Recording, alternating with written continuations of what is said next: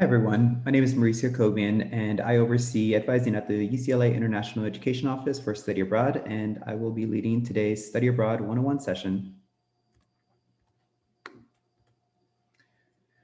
So the International Education Office is our university's one-stop shop for undergraduate study abroad opportunities. At our office, you can consult with study abroad advisors or coordinators on things from comparing programs, the course offerings on particular programs, and what housing is like on individual programs. And we can also connect you with study abroad returnees. These are students who have already studied abroad, and they can give you more of a peer perspective on whether it's a specific program that you're interested in or from a particular major or minor perspective.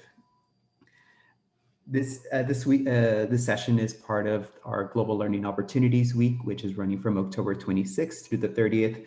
And this week showcases a number of webinars that focus on, this one, Study Abroad 101, sessions on specific scholarships, sessions for specific majors, and other sessions that are focused on specific programs.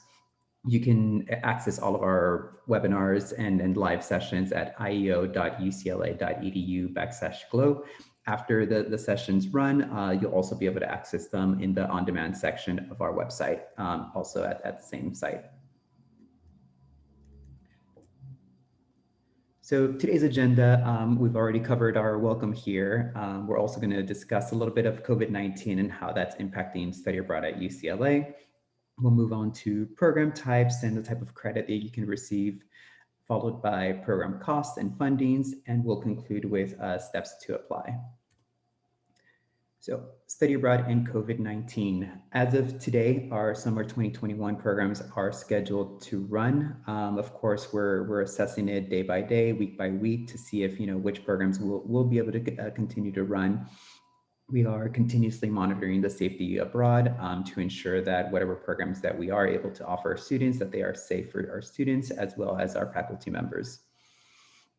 Our office is sensitive to student timelines, so we do have those considerations in mind. We know that by a certain time, a student might need to either commit to have a financial commitment to a program, and we are, again, cognizant of that, and we're trying to make those decisions so that students can minimize any sort of commitment if they're not interested in continuing with that. Another way that we're supporting students is we've connected with the registrar's office, and for students interested in studying abroad during the academic year, what we were able to secure is sort of a setup where a student can still enroll in their UCLA classes leading up to the start of the study abroad program when they would go abroad.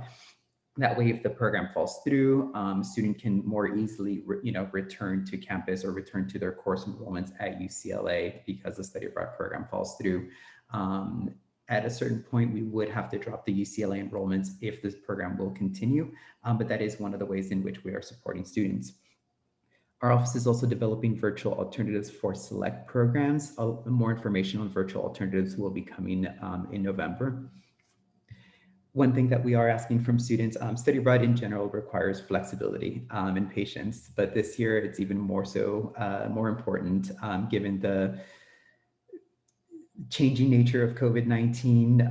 One thing can change from one day to another, and flexibility and patience is certainly required even more importantly this year than others. Another tip that we're sharing with students is for those that need to renew or apply for a passport to do so as soon as possible, especially if students are going to be traveling on a US passport. Because of COVID-19, passport agencies were closed, and right now the US Department of State has a backlog of passport applications. So we do encourage to apply for a passport as soon as you can. The same might apply for students who do not have a US passport. Those offices might also have closed, and they might also have a backlog. So that's just a tip that we're encouraging students to take action on as soon as they can. Program types. So UCLA students can experience a spectrum of study abroad opportunities. There is no one type of study abroad any longer, and no one set time to study abroad for everybody. You have the traditional university immersion model. This is where students attend a school like University College London in the UK, and they take whichever courses they want with local professors and local students at that institution.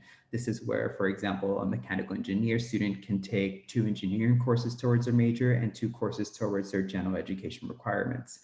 This is, again, considered the more traditional study abroad experience, but there's new models now. We have UCLA faculty-led programs. These are experiential courses on the go with UCLA professors over the summer. So this changes things up. There's not so much of a classroom environment, some of these, although it depends on the individual program. I always like to showcase our history in Paris program, which is really a walking tour of Paris. Every day your lecture is on the go. There are intern and research opportunities as well, where students can receive credit for interning or research abroad. You could do that through one of our UCLA Global Internship programs, or there's opportunities like you see in the image where students are out in the field in Costa Rica. We have a cohort-based program. This is where you have a cohort of UCLA students who go abroad and take courses at a local university during the summer, and they meet a specific cohort of local university students there. There's a social program where you get to engage with those students, and after the 4 to 5 weeks there, all of those students return to UCLA and take courses during summer session C. And in that case, the social program also continues, where this time the UCLA students get to show, the students from abroad, what Los Angeles is like. There's also things like UC Center programs. These are programs where you're taking courses exclusively with your UC peers. It's programs that are a little bit more structured. The courses are a little bit more set than, say, the traditional university model.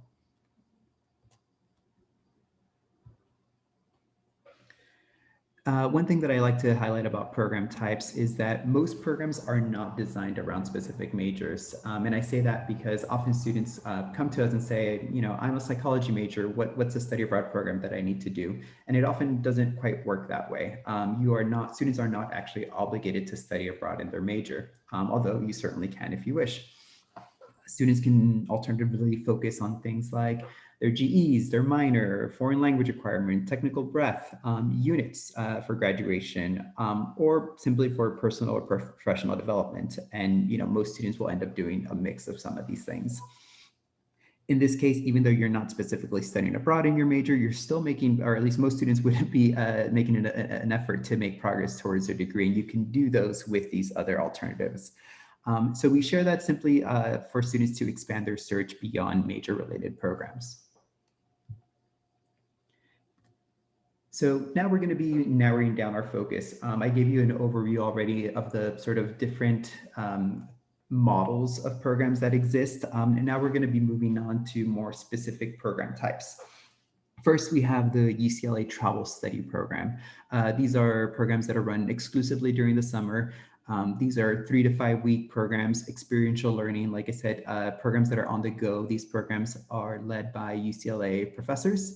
They're UCLA courses. So what's really awesome about them is that you don't need to petition for any credit. What you see is what you get. I would typically say that these programs are best for students that are just interested in knowing exactly what they're going to, the exact credit that they're going to be getting from a program. The individual programs will tell you this, this course counts towards this GE, this course counts towards this foreign language requirement. And if you have a major or minor whose department participates in travel study, you can also receive major credit for that. There are select UCLA departments that participate in travel study, but not all of them. And just to give you a more specific taste of what a UCLA travel study programs, there are about 25 of these programs. Here's a sample UCLA travel study program. This program is called In the Footsteps of Hans Christian Andersen. It's a 4-week program that takes place in Copenhagen. Some of the highlights of this program are students live in collegiums or student residences. They're shared facilities and they're self-catered. And there's also a number of programmed excursions that are part of this package. In terms of coursework, it's quite set. On this program, students are going to take Scandinavian 50W and Scandinavian 143C. Scandinavian 50W is one of the courses that students can use to satisfy their writing 2 and or their literary and cultural analysis. For students that are in the College of Letters and Science, in music or public affairs, it also satisfied the diversity requirement. So moving to a different program type, you have UCLA Global Cities. These are also summer-only programs, and this is a cohort model that I was describing earlier, where a group of UCLA students go abroad, they meet the local students, they take courses locally, and in one of 3 different cities, you have Milan, Barcelona, or Amsterdam. And after 4 or 5 weeks there, all of that entire cohort of students then returns to UCLA and takes courses here. I would say that the global cities would be best for students interested in seeking upper division coursework in communications, economics, management, global studies, film, history, political science, or sociology. It's also great for students interested in taking GEs, working on foreign language requirement or diversity requirement. What's great about this program is that the registrar's office has already articulated what specific courses are going to count for which requirements. So to give you, again, a more specific taste of what Global Cities is like, I'd like to highlight their University of Pompeu Fabra program. So this is the program that takes place in Barcelona. It's about 4 weeks abroad. It varies year by year, followed by a 6-week summer sessions at UCLA. Highlights of this program is that students would live in student residences or independent housing. So if a student wants to identify their own housing in Barcelona, that's definitely an option. This is also a self-catered program, so there's no meals included. And just to give you a bit of context, most of our programs are going to be self-catered. Something like a meal plan in the residence halls is not as much of a common thing outside of the United States. So a lot of these programs are going to be self-catered. And there's also the social exchange program that I was just discussing, where you meet the local students, also, taking courses at summer sessions upon your return. The coursework is select coursework, so there's a set number of courses that you're able to take from the University of Pompeu Fabra, and a select number of courses that you can choose from UCLA summer sessions.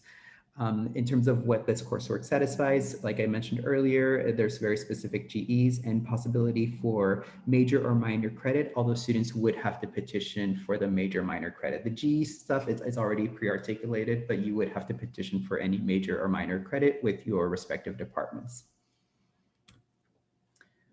Moving on to a different program type, we have our UCLA Global Internship Program. This is also a summer-only program. The format of this program is that you get to intern abroad and take an online class for UCLA credit. UCLA Global Internship Program is best for these particular majors and minors. So you have education, engineering, all of them, global studies, international area studies, IDS, and public affairs. And there's also a specific track for students in the College Honors Scholars Program. So while there's different tracks for these specific majors that are outlined, it's actually open to all UCLA students. There is one track, most of these tracks are very specific and you have to be these specific majors to participate. But there is one track that's open to any major, and that's the one that I'm going to highlight shortly in terms of a sample program for UCLA Global Internship. So that track is the Global Affairs track. With the specific tracks, they're not tied to a specific city. These are internship opportunities that focus on the themes of global affairs. And there's different destinations where students could potentially set this up. We have Global Affairs track has opportunities in Bogota and Medellin, Colombia, Dublin, Ireland, London, UK, or Ho Chi Minh City, Vietnam. The time frame of these programs, it's a 10-week program, and what that means is it's a 10-week online course that you're taking, but 8 of those weeks are you're actually on location on a specific internship. In terms of highlights, the internship abroad, there's an internship abroad with a focus on global affairs. There's student residences, and you're living with other students who are interning and other students as well. It's self-catered, and there are excursions that are included as part of this program. In terms of what you take, obviously there's an internship component, and there is a course tied to it that is a required course. But there is an optional course that students can add, and that's the intercultural communication in the global workplace. We've confirmed that this additional course can satisfy I believe, the social analysis for engineering students, but it would not work for other students, unfortunately.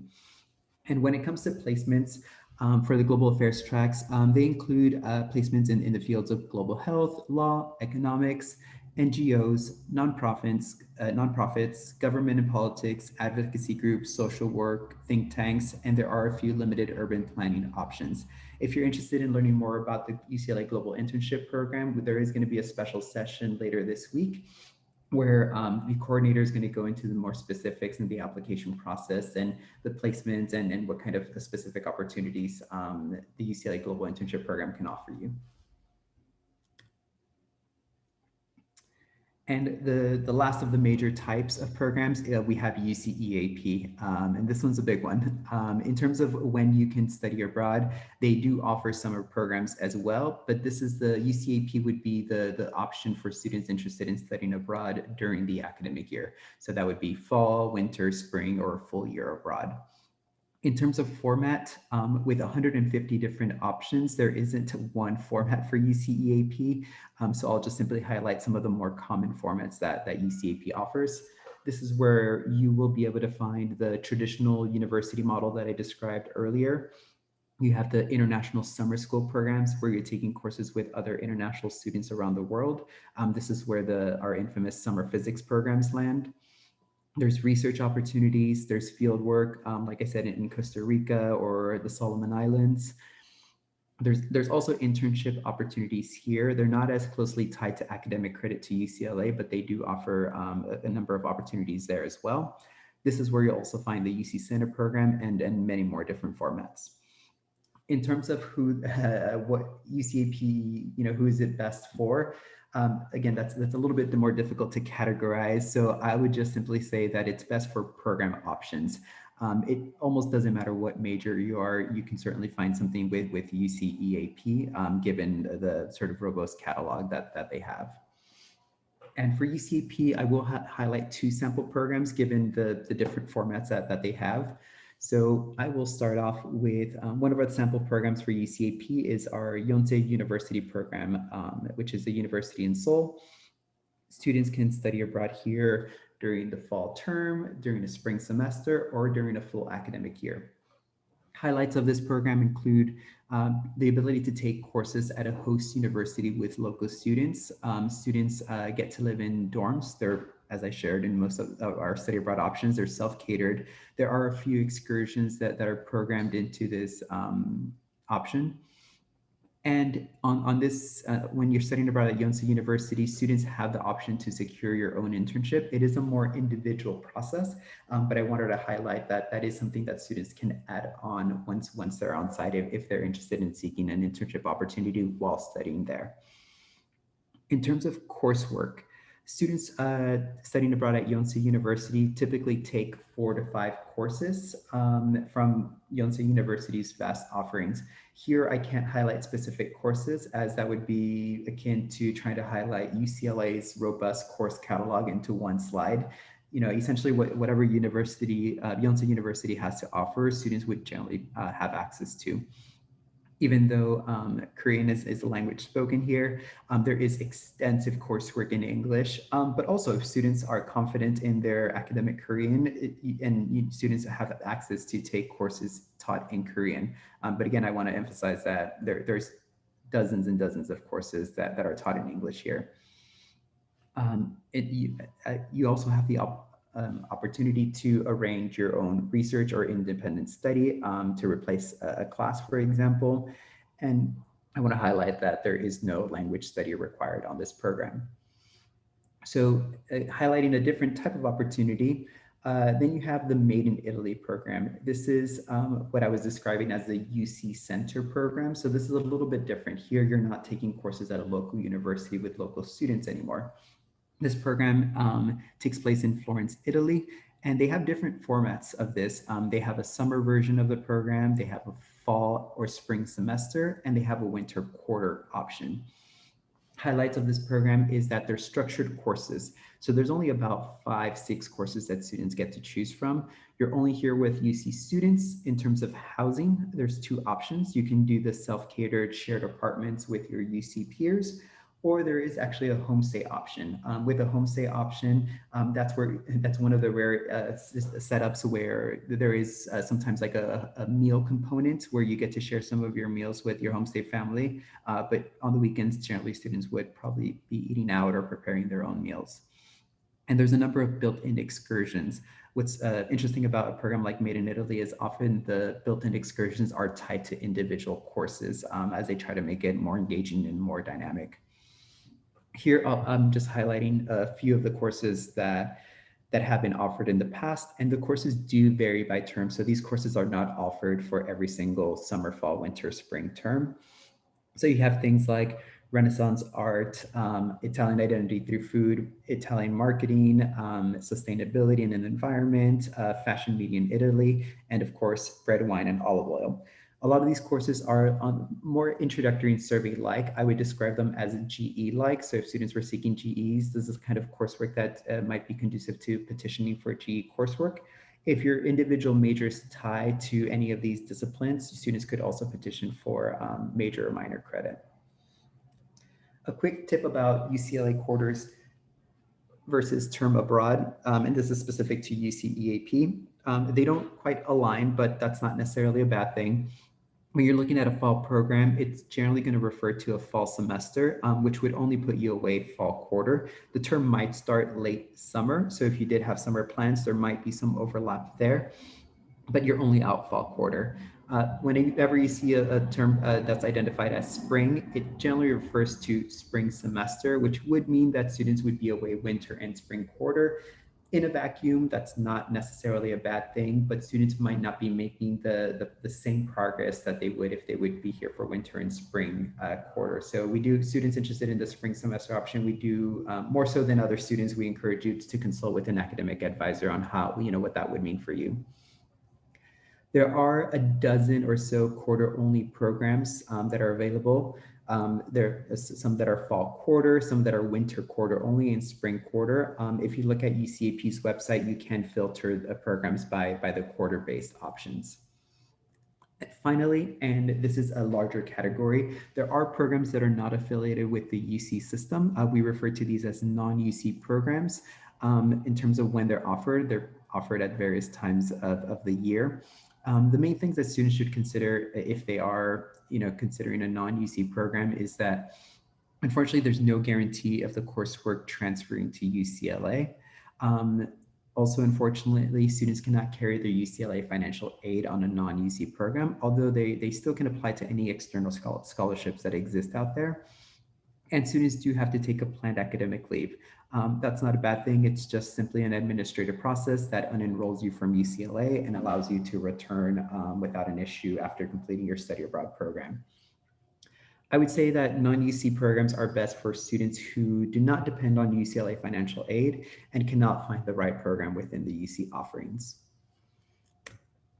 So a little bit about transferring and satisfying requirements. Often students might use the term transfer to mean satisfying requirements, and those are 2 distinct processes at UCLA. So I'll start off by saying that all UC programs discussed so far are guarantee that courses will transfer to UCLA. So that includes travel study, global cities, global internship, and UC-EAP. The only sort of outlier here are the non-UC programs. That's where you don't have that transfer guarantee.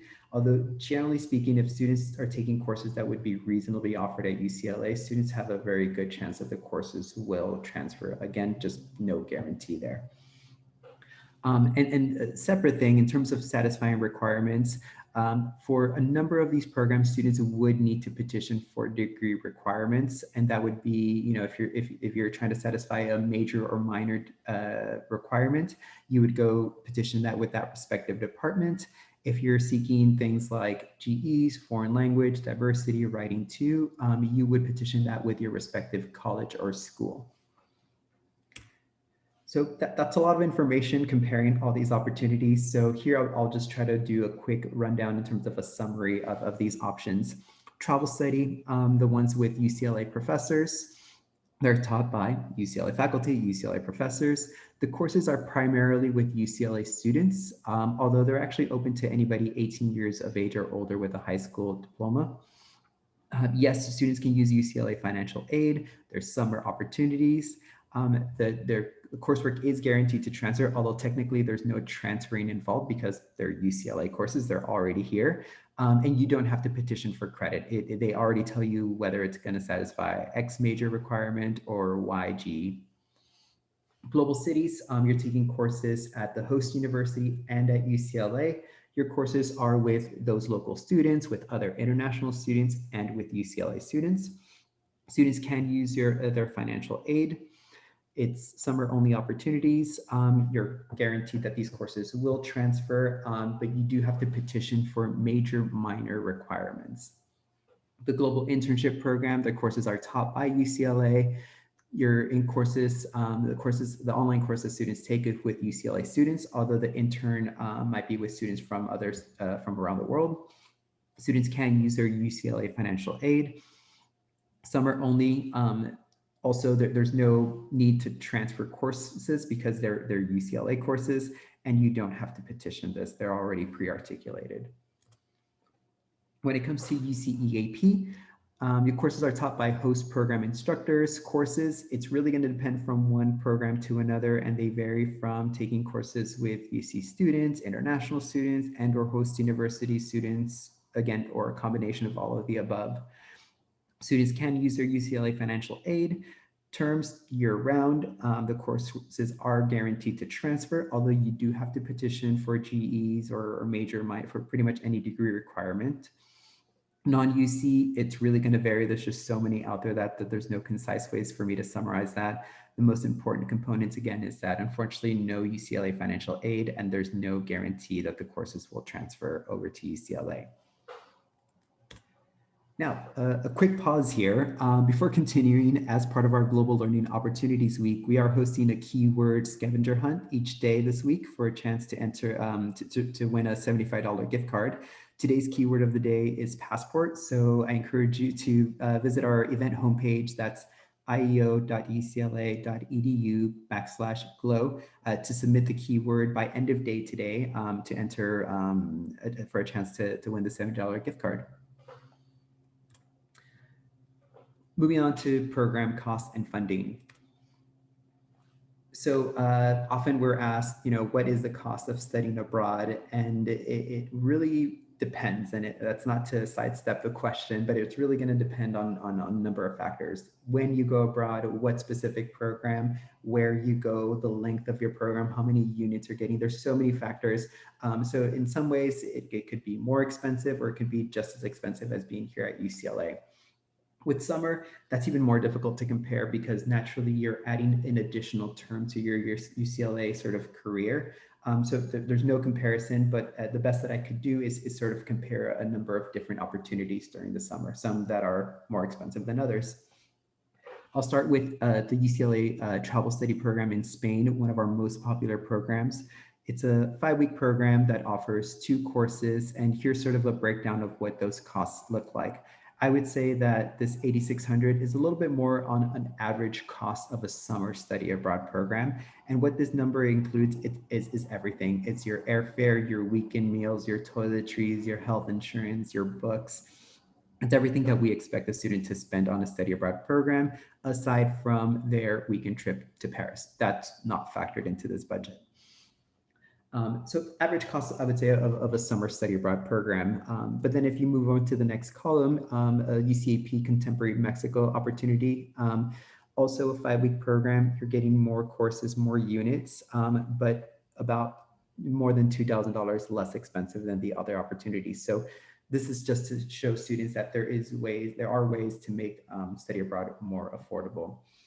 And on the more expensive spectrum, we have our program in Oxford, much longer program, to be fair, many more units. and the cost you're looking at 15,475. So there is a wide spectrum of costs. So we encourage students to really explore their options out there.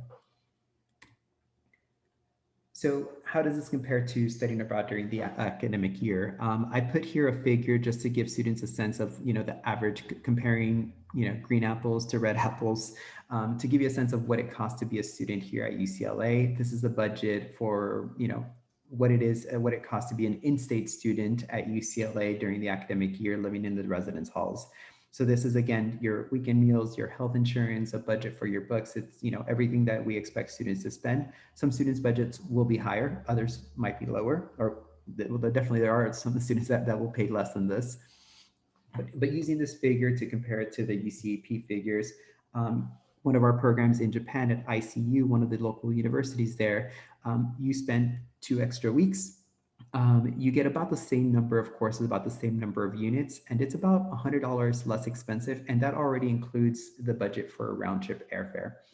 And for the record, when you see a budget for round trip airfare here, that you're not actually paying that to the program. That's simply a budget. If you find an airfare for $800, you just save some money there, and that's the money that you don't have to pay to anybody. So it's actually less expensive to study abroad in Japan, including your airfare, than it is to be here on campus. On the more expensive side, you have a program at Yonsei University, which, granted, you are spending significantly more time, you are getting many more units, and you're looking at $1,700 here. And here's just another program in Europe, just to give you a wide range of locations, that's still more expensive than being here on campus, but more affordable than other destinations. And so when it comes to out-of-state students, the thing that I'll just share is that students for UC EAP programs, you are still required to pay your out-of-state tuition supplement. That doesn't mean you're paying double, you're not paying UCLA and abroad, but you are still paying that non-resident tuition that the UC system has for out-of-state or non-resident students. This is just a slide comparing year programs. I won't go into the detailed breakdown of this, but generally speaking, if students can academically afford it, it's almost always less expensive, almost for every single option, to study abroad than it is to be here on campus. With financial aid, I think it's already evident, as I've already hinted at this, but can students use their UCLA financial aid for a study abroad program? Absolutely. Eligible students can use UCLA financial aid to cover the cost of any of the UC affiliated study abroad programs. Aid is comprised of grants for eligible students, loans and scholarships for students that apply to scholarships. Students are generally required to take a minimum of 8 units to be eligible for financial aid. And one of the most important components is to ensure that students complete their FAFSA or DREAM Act application by the priority deadline. In terms of other funding sources, there are need-based, identity-based, and merit-based scholarships that are available out there. The reality is that most of the scholarships are going to be need-based, although we have, again, other things that are identity-based, like first-gen scholarship students, or merit-based, things that are, more by specific location, specific GPA, or we actually also have middle-income student scholarships that are available. Here are just some of the sample opportunities. I won't go into as much detail here. We do have a scholarship session that's going to be available for GLOW as well. We encourage you to visit that to get more details on scholarships. But if you just want to explore on your own, the website that we would recommend is ieo.ucla.edu/scholarships for more information and deadlines about scholarships. So in summary, programs costs do vary by program, by term abroad, and location. Students can use their financial aid, and scholarships are available. And the deadlines can be as early as 9 to 10 months before the start of the program. So we do encourage students to explore scholarship opportunities, early on. And our last section here, how to apply, very important. So we kind of categorize 5 different steps to applying. Number 1 is attending a study abroad info session, and you are essentially attending already the study abroad info session covering the fundamentals. So you have step 1 already checked off. Next would be to clarify your study abroad goals. I'll go into detail in a bit about that. Researching your program and funding options, consulting academic and major advisors, and of course, completing your online application.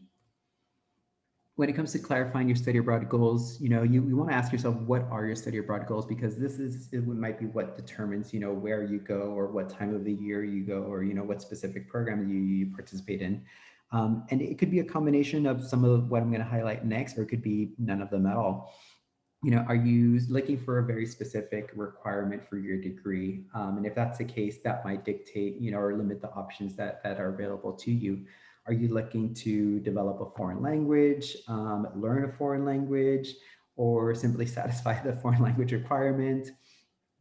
Are students interested in research internship opportunity as the sole purpose of their program abroad, or as an addition to something they're already going to be doing abroad? Some students might be interested in going to South Africa, and there's no ifs and buts, that's all they want to do.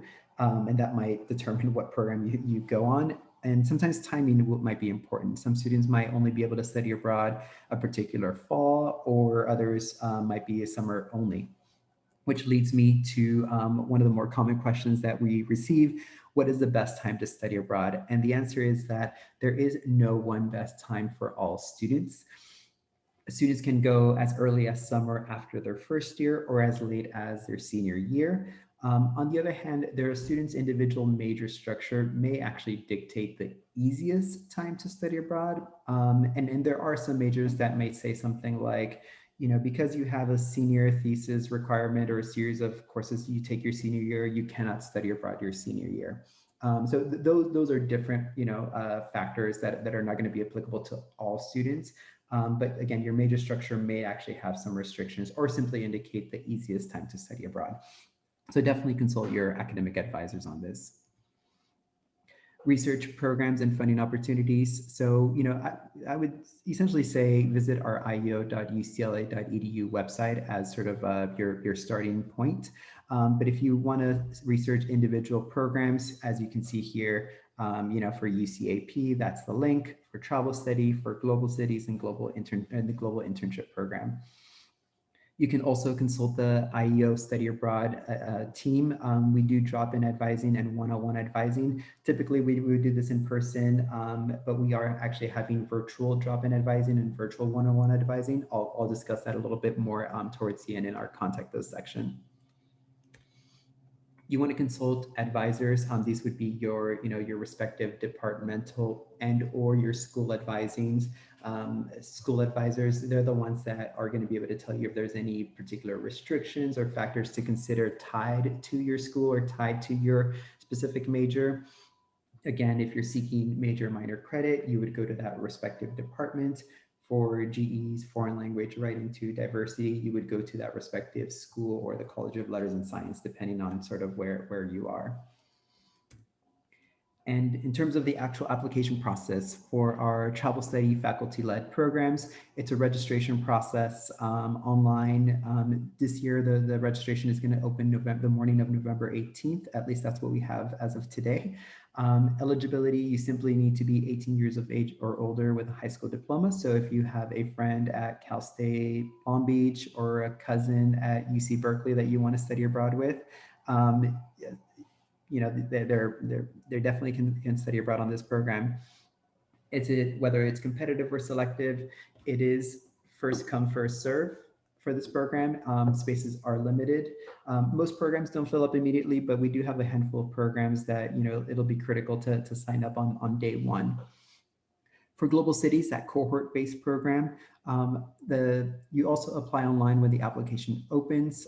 You have to be a UCLA student and meet the minimum GPA of one of the 3 specific programs. It is first come, first serve, and there are spaces limited as well. For the Global Internship Program, you want to register when it opens online, which will be November 2nd, and there will be a priority registration period from November 2nd through December 13th. And we do encourage students to register during that period, as it is a more competitive program. Again, there is going to be a specific session on this where you can learn more.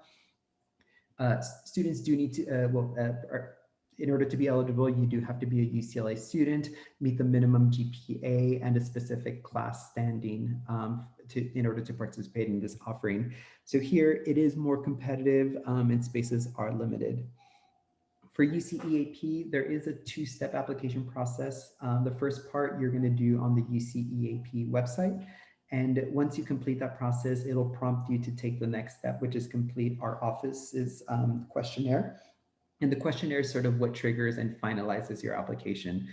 In most of UCAP programs are also first come, first serve. And most of the programs also have many spots. So, securing a space is generally not an issue, but there are a few programs that are capacity constraint.